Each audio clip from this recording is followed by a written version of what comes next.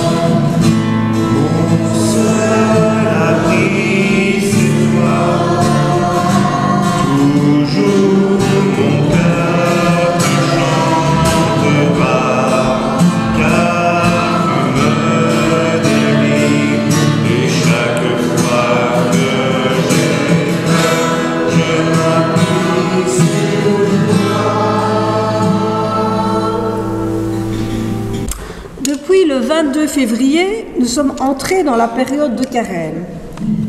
Si pour nous, protestants, le carême n'est pas forcément synonyme de privation et de temps de jeûne obligatoire, Le temps de Carême est souvent aujourd'hui perçu comme un temps à part, pour se préparer pendant 40 jours à Pâques. Ces 40 jours renvoient au temps passé par Jésus au désert.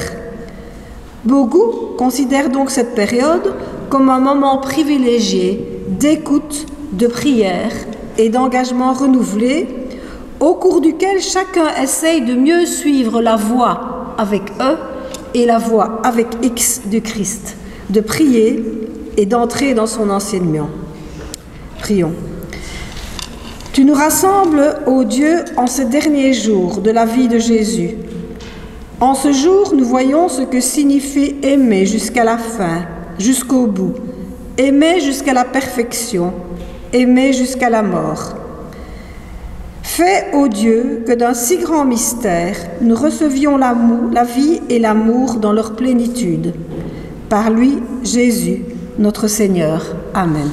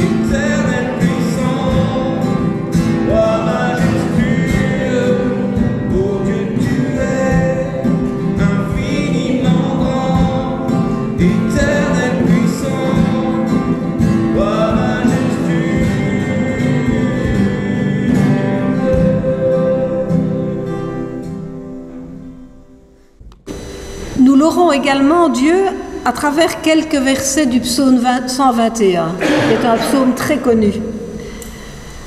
Nous levons les yeux vers des montagnes quelconques, cherchant du secours et de l'aide. Le secours nous vient de l'Éternel. C'est lui qui a fait les cieux et la terre. Et il ne permettra pas que notre pied chancelle sur le chemin de notre vie. Celui qui veille sur nous ne s'endormira pas. Voici, il ne sommeille ni ne dort, celui qui garde son peuple. L'Éternel gardera ton départ et ton arrivée dès maintenant et pour toujours. Ce moment de louange sert aussi à exprimer la joie que nous procure la présence constante de Dieu. Et c'est ce que nous ferons à travers le poème suivant, intitulé « Dieu qui est ma joie. Dieu qui est ma joie, tu es le souffle de ma vie, tu es la source de mon chant, tu es le feu qui m'a saisi. Dieu qui est ma joie, tu as fait de ma pauvreté ta demeure de silence, où tout être peut adorer le secret de ta présence. Dieu qui est ma joie, toi seul es saint, ton amour et puissance, et dans tes mains le monde prend naissance. Dieu qui est ma joie, tu disperses les vaniteux comme la paille dans le vent, mais tu chéris le malheureux comme un enfant. Dieu qui est ma joie, tu renverses tous les rois, tu dépouilles les nantis, mais tu combles les petits, dont le cœur a faim de toi. Dieu qui est ma joie, tu es fidèle à tes promesses depuis hier jusqu'à demain, car ta tendresse n'a pas de fin.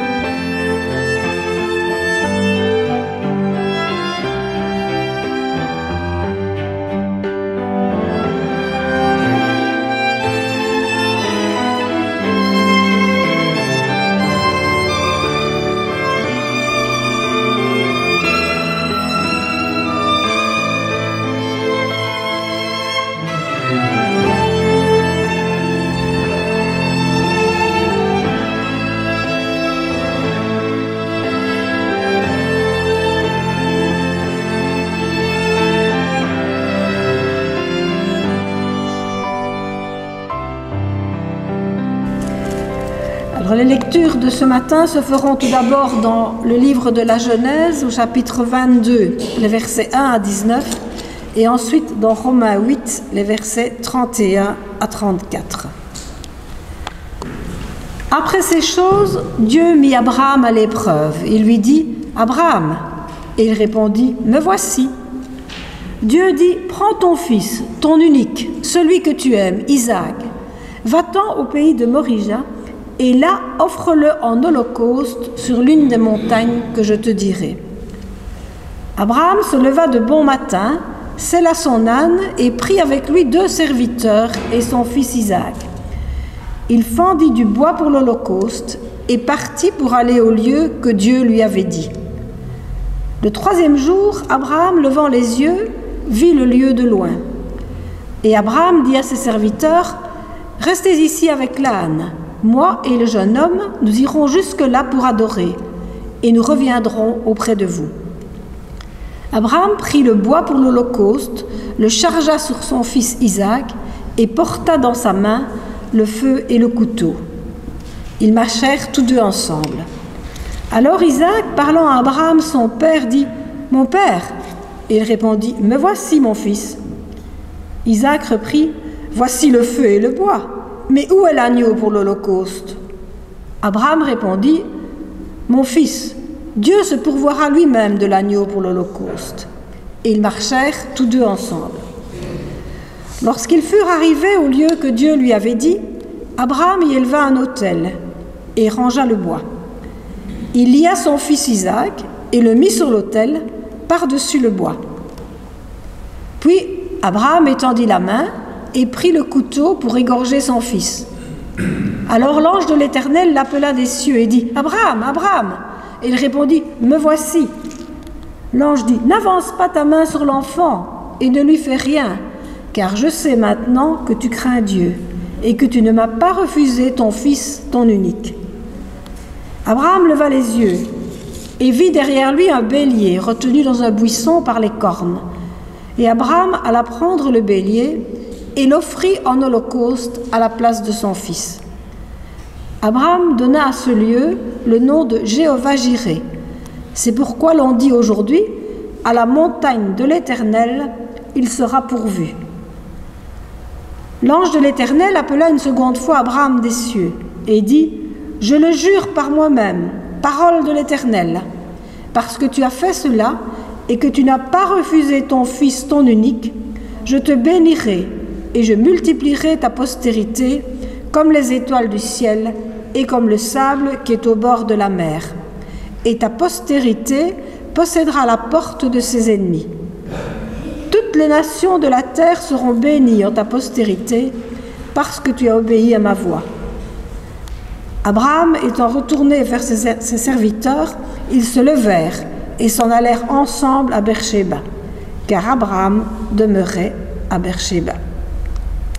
Et dans Romains, que dirons-nous donc à l'égard de ces choses? Si Dieu est pour nous, qui sera contre nous? Lui qui n'a point épargné son propre Fils, mais qui l'a livré pour nous tous, comment ne nous donnera-t-il pas aussi toutes choses avec lui? Qui accusera les élus de Dieu? C'est Dieu qui justifie. Qui les condamnera? Christ est mort. Bien plus, il est ressuscité. Il est à la droite de Dieu et il intercède pour nous. Prions. Seigneur, quand le bruit du quotidien nous empêche d'entendre ta voix, quand le bruit de nos soucis couvre tes paroles d'espérance, quand le tumulte de la vie semble nous emporter, éveille nos cœurs à ta parole. Seigneur, quand nous n'arrivons plus à discerner ce qui est prioritaire, quand nous ne voyons plus que l'ombre des choses, quand nous ne savons plus distinguer l'essentiel du superflu, ouvre nos yeux à ta présence. Éveille nos cœurs à ta parole que nous allons entendre maintenant, qu'elle soit notre nourriture, celle qui nous permet d'avancer et de toujours espérer. Amen. Je laisse maintenant la place au pasteur Léonard. Eh bien, c'est avec beaucoup de joie, chaque fois que j'ai l'occasion de partager le mois du culte avec vous. Donc aujourd'hui, je suis dans cette même joie que j'ai déjà assez souvent partagée avec vous. Je ne sais pas si c'est Nicole qui a copié ma prédication, si c'est moi qui ai copié ce qu'elle a dit. En tout cas, il y a beaucoup de choses qu'elle a déjà présentées que peut-être je vais répéter. La parole de Dieu, c'est une répétition. Mais ce qui est très intéressant, c'est qu'on accepte d'entrer dedans et justement de pêcher cette répétition-là. Voilà, je répète ce que Nicole nous a déjà présenté pour vous dire ceci. Ce n'est pas un secret, vous le savez tous. Nous sommes dans la période du carême. Et le moment de carême est un moment de jeûne, mais aussi un moment de se priver. Pendant combien de temps? Théoriquement, pendant 40 jours.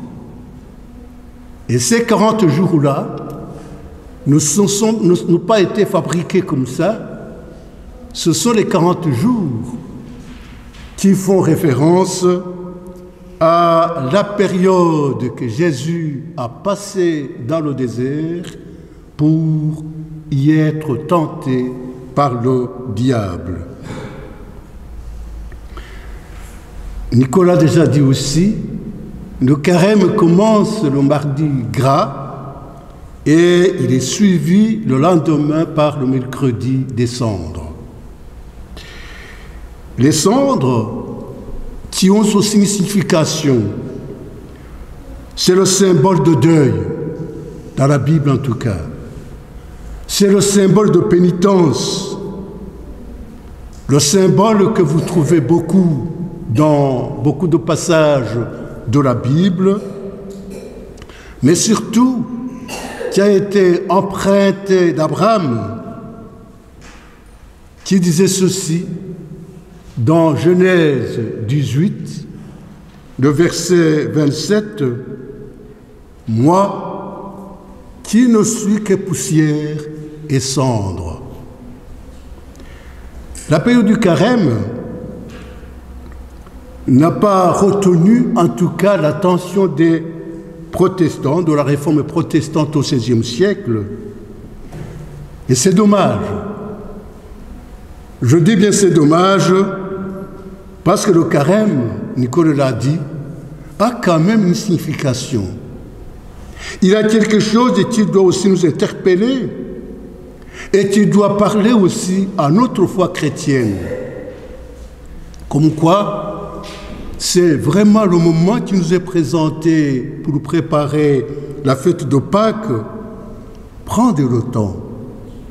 Prendre le temps de se détacher de nos conforts matériels. Prendre le temps de se repenser.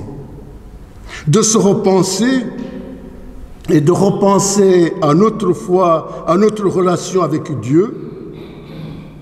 Un moment de repenser à ce que les Écritures nous disent concernant le partage avec les autres.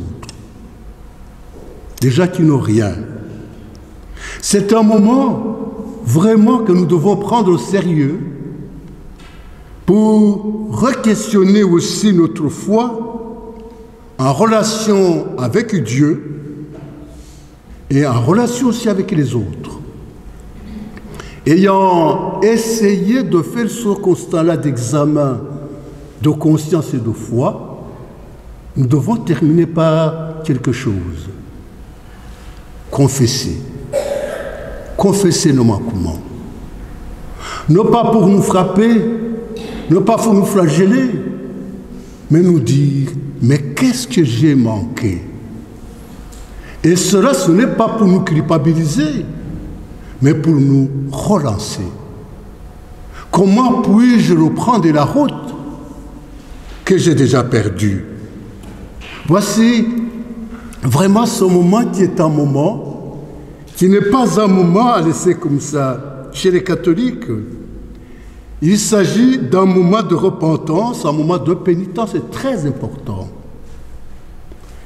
Les protestants n'insistez pas beaucoup, Nicole l'a dit, n'insistez pas beaucoup sur l'aspect de pénitence pour quelle raison? Parce qu'ils ne voudraient pas, en tout cas, donner l'impression que l'homme est sauvé par ses propres œuvres, qu'il est sauvé parce qu'il s'est flagellé, qu'il est sauvé parce qu'il s'est frappé.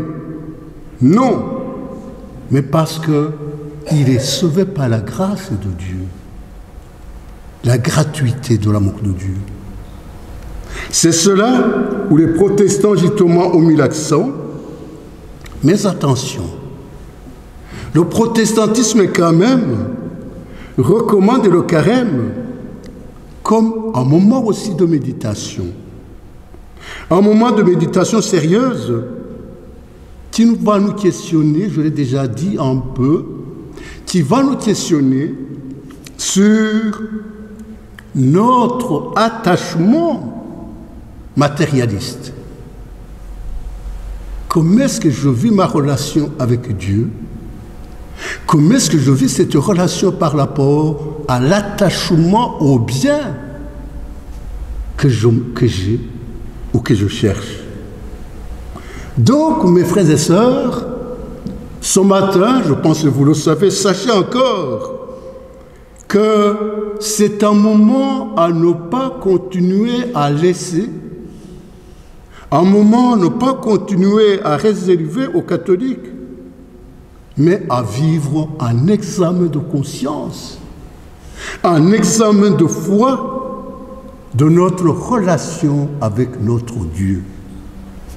C'est-à-dire, c'est un moment qu'il faut essayer de se détacher du matérialisme, un moment d'essayer d'être libre. Christ est venu pour nous libérer, être libre, pour nous attacher justement sur Dieu qui nous rend libres. Et puis alors, nous mettre au service du prochain. Voilà le cheminement de cette période-là que nous vivons. Mais qu'est-ce que cela que je vous raconte a à faire avec le texte d'aujourd'hui? Hein? Voilà, vous me direz, est-ce que tu fais l'histoire? Qu'est-ce que maintenant, ce que je viens vous dire, a à faire avec ce texte qui nous parle du sacrifice d'Isaac que nous venons de lire? Dans ce texte-là, Dieu a pris l'initiative de rencontrer l'homme qui s'appelle Abraham. Et il va lui demander une chose, je le dirais encore davantage, horrible. Sacrifier son fils unique. Par cette demande-là, mes frères et sœurs, Dieu a décidé de mettre à l'épreuve son serviteur. Peut-être qu'il nous met aussi en épreuve assez souvent par d'autres moyens. Je le disais, c'est une épreuve horrible, terrible, parce qu'il est question de donner son fils. Et vous avez vu le texte, c'est sérieux. Tuer son enfant. En plus, son unique, même si on en a beaucoup. Hein? Imaginez-vous, même si on en a beaucoup, on n'a pas un à donner. On n'a pas un à tuer. Le fils qui comptait comme héritage en plus. Je voudrais vraiment vous amener à ne pas écouter uniquement ce que je dis ici, mais à entrer en vous-même pour cheminer avec ça. Une telle demande qui vous est adressée, une telle demande qui est adressée à un humain, on peut se dire, est-ce que Dieu est fou? Hein? Est-ce que Dieu est fou? Alors qu'il nous est présenté comme un Dieu d'amour. Est-ce que Dieu est fou pour une chose pareille? Et surtout, il se contredit. Hein? Si vous suivez Genèse 12, si vous suivez tout ce qui a été dit à Abraham jusque-là, Dieu peut-il considérer comme amateur? Est-ce que Dieu peut mentir? Voilà, mes amis, un questionnement qui est là. Quand vous regardez Genèse 12, Dieu avait décidé de faire le choix d'Abraham. Il lui avait dit qu'il deviendra le père de tous les croyants, que toutes les nations de la terre seront bénies en lui. Maintenant, il va lui reprendre. C'est lui qui devait être à la base justement de ce cheminement-là. En tout cas, c'est incroyable d'entendre, mes frères et sœurs, un tel message de la part de celui en qui tu as placé toute ta confiance. Hein? C'est inacceptable. En tout cas, le début de cette histoire de Genèse 22, c'est un récit qui doit être une très grande déception pour Abraham. Une déception terrible. Je me répète ici, qui va poser la question, est-ce que Dieu est un menteur? Est-ce que Dieu ment? De là, s'il me pose une telle question, si je me mets à la place du patriarche, est-ce que je dois rompre ma relation avec lui, ce Dieu-là, ou je dois lui garder ma confiance? En tout cas, ici, la foi du patriarche est mise à l'épreuve. C'est terrible. Et là, je voudrais aussi un peu me situer dans cette demande-là. Quand vous regardez l'histoire de la théologie dans l'Ancien Testament, les sacrifices humains étaient... Et les sacrifices humains, et particulièrement les sacrifices des premiers-nés, était courant dans l'Ancien Testament, dans le Moyen-Orient. Voilà, ils étaient là, ils étaient prescrits, mais ils sont là condamnés. Ils sont là quand même mis en question par les prophètes d'Israël. Et à un certain moment, ils seront aussi remplacés par les premiers-nés des animaux. Voilà un peu aussi le contexte de cette demande. Et là, si on se pose la question, comment cela peut-il arriver? Malgré cette demande, je reviens sur Abraham, malgré cette demande éprouvante, terrible, mes amis, essayez d'entrer dans l'exercice. Abraham a obéi. Impressionnant. Il a obéi. Le passage nous dit même qu'il est parti sans savoir où aller. Quelle marque de la foi. Hein? Il part. Mais Dieu lui dit, je te montrerai. Donc il ne sait même pas là où il va. Donc nous sommes en face d'un patriarche, d'un homme comme nous, mais différent de nous dans sa foi, parce qu'il a fait confiance à Dieu qui lui avait donné son fils. En fait, il s'est dit, Dieu m'a donné, Dieu va reprendre. Hein, quel exercice.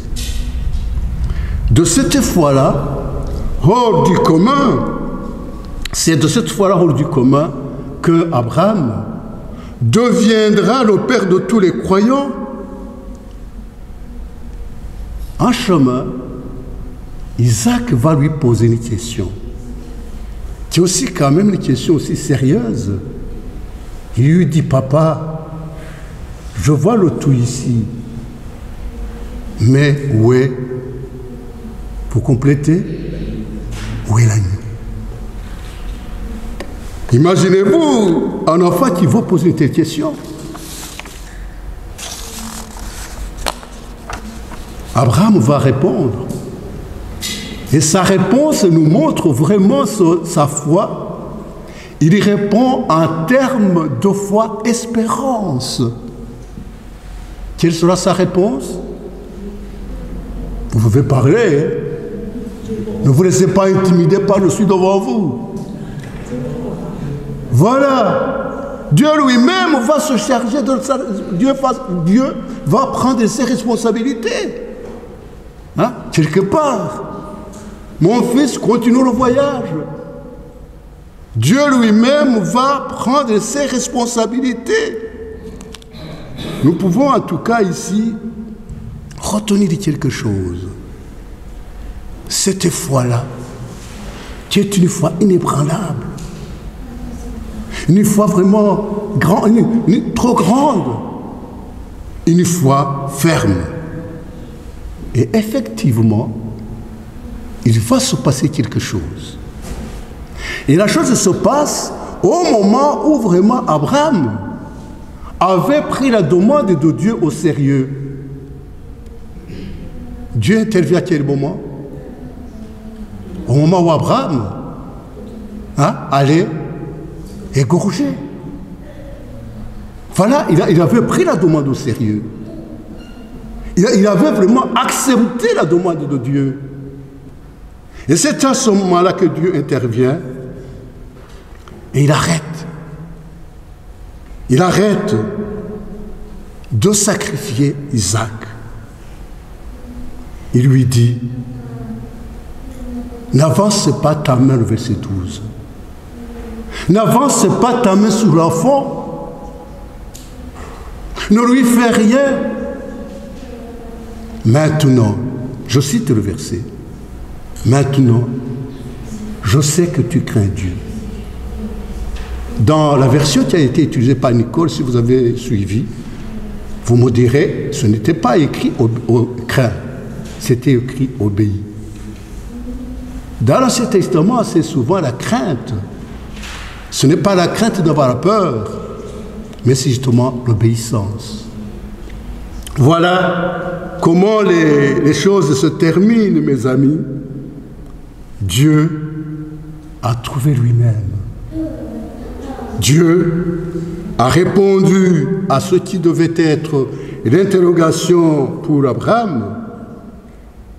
Dieu, plus tard, accomplira tous les sacrifices parce que Jésus que nous avons chanté, hein, vous avez suivi les chants, Jésus que nous avons chanté deviendra le grand sacrificateur.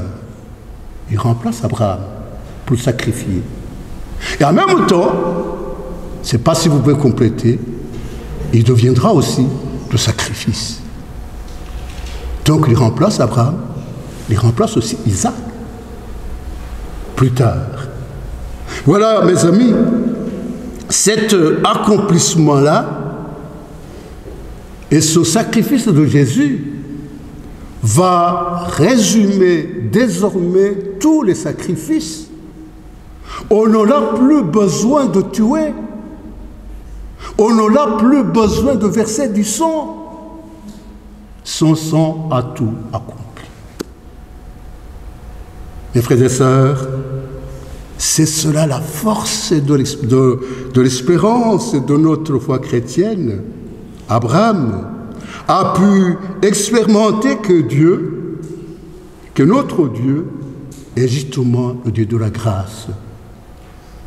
J'ai annoncé le titre de la prédication, tout est grâce.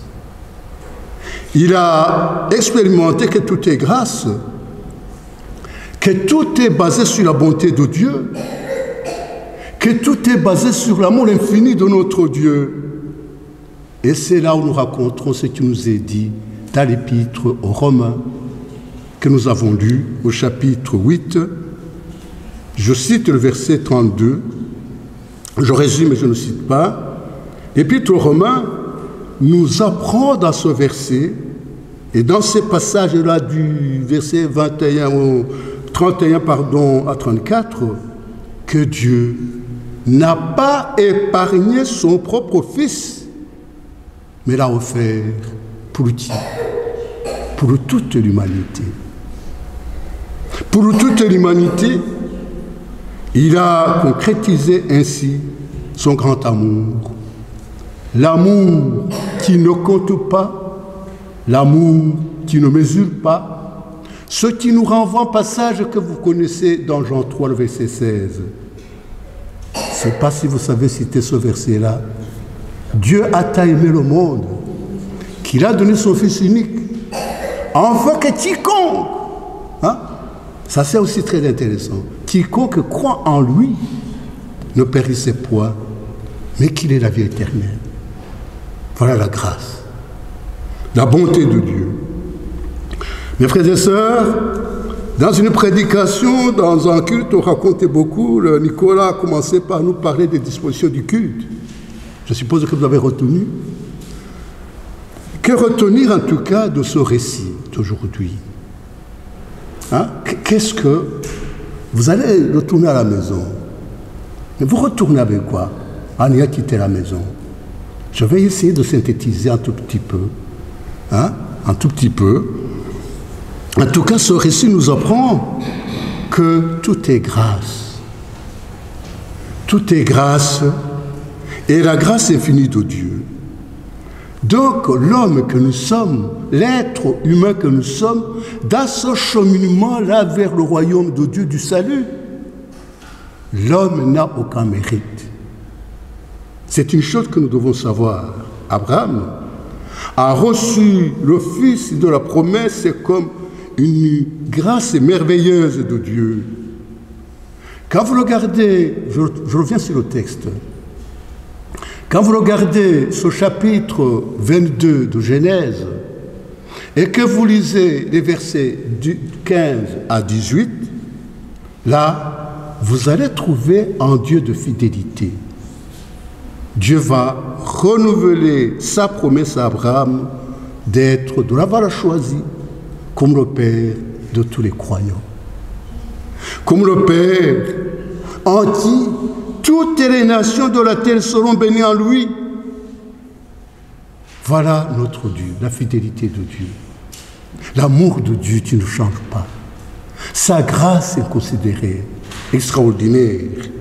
La promesse, mes amis, et la grâce de Dieu s'expriment et se résument justement dans le sacrifice de Jésus. Ce que Dieu a demandé à Abraham, c'est maintenant lui qui l'accomplit là. C'est lui qui l'accomplit lui-même en donnant son fils bien-aimé pour racheter l'humanité, pour nous racheter nous tous sur tous les continents. Dans sa grâce, notre Dieu nous fait aussi des promesses. Et la promesse que Dieu nous fait, c'est de nous dire qu'il ne va pas nous tenter au-delà de nos forces. Je suppose que vous savez repérer ce verset-là. Hein? Oui? Oui? Je n'ai pas de réponse, je vais vous le donner. Ce verset se trouve dans la première épître aux Corinthiens, au chapitre 10, le verset 13. L'apôtre Paul écrit que Dieu ne va pas nous tenter au-delà de nos forces.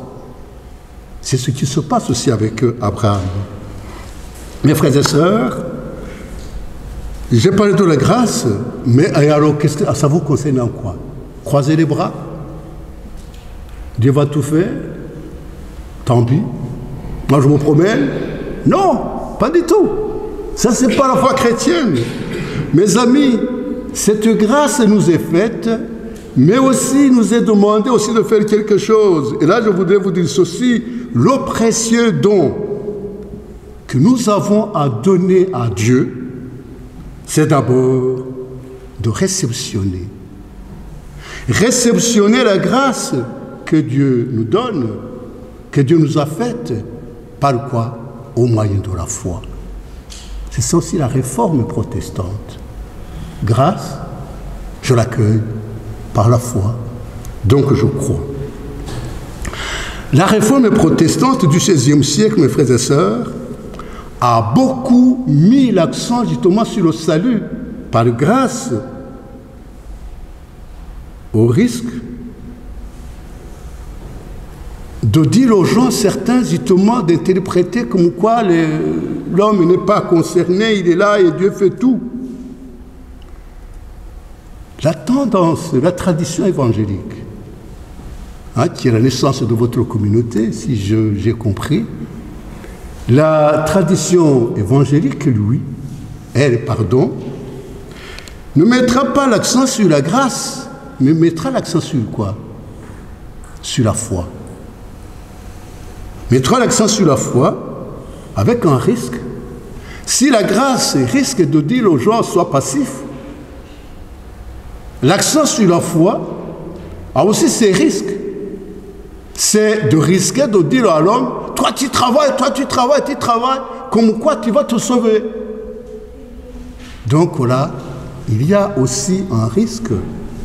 Mais pour ne pas entrer dans ce risque-là, mes amis, ce risque-là de la tendance évangélique qui risque de rejoindre la foi catholique et des œuvres, qui est en danger là, nous devons savoir ceci, c'est que la grâce, elle est du côté de Dieu, la foi est du côté de l'homme, et les deux sont deux partenaires inséparables.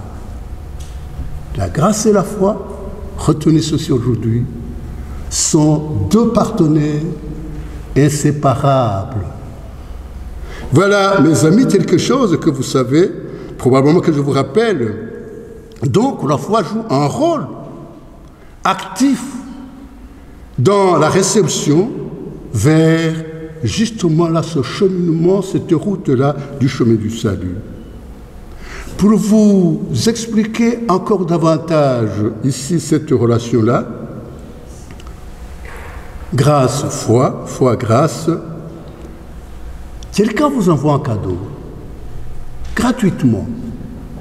Il dit, je vous aime, je vous fais ça. Si vous ne réceptionnez pas, qu'est-ce qui va se passer? Il va se passer quelque chose? Pas du tout. Voilà, mes amis, cette relation de partenariat, grâce et foi. Donc les deux vont, mes amis, ensemble, les séparer, c'est vraiment mauvais. C'est un exercice, en tout cas, qu'il faut éviter. Dieu nous aime. Et Dieu qui nous aime nous invite justement à recevoir son amour. Son amour qui s'exprime en Jésus, qui nous rejoint et que nous célébrons à Pâques. Pourquoi je vous ai proposé cette prédication? C'est ce cheminement-là. Vous recevez beaucoup de prédicateurs. Et quand on reçoit beaucoup de prédicateurs, je pense qu'il est difficile de suivre quelque chose comme ça. Je ne sais pas si Yann l'a déjà fait. Si tu l'as fait, je m'excuse Yann. Nous sommes dans la période vers la période de Pâques. C'est bien aussi que nous sachions que nous devons entrer dans cette démarche-là. Préparer la fête de Pâques. Préparer la fête de Pâques, ce n'est pas acheter des vêtements, ce n'est pas aller à la chasse des œufs. Hein? C'est au-delà de ça. Donc voilà, j'ai voulu vous proposer cette prédication pour vous inciter à entrer dans cette démarche dont Nicolas a déjà parlé, de la préparation de la fête de Pâques. Pâques qui est un moment de renaissance. C'est comme vraiment Noël en fait. Pâques qui est un moment d'être régénéré, un moment de retourner justement en moi-même pour rebondir. Voilà tout ce que je vous souhaite, mes amis. Et quand je prêche, je commence par le début, je termine par le début. Donc je vous propose de rentrer avec ce thème « Tout est grâce ». Joyeuse Pâques. Merci.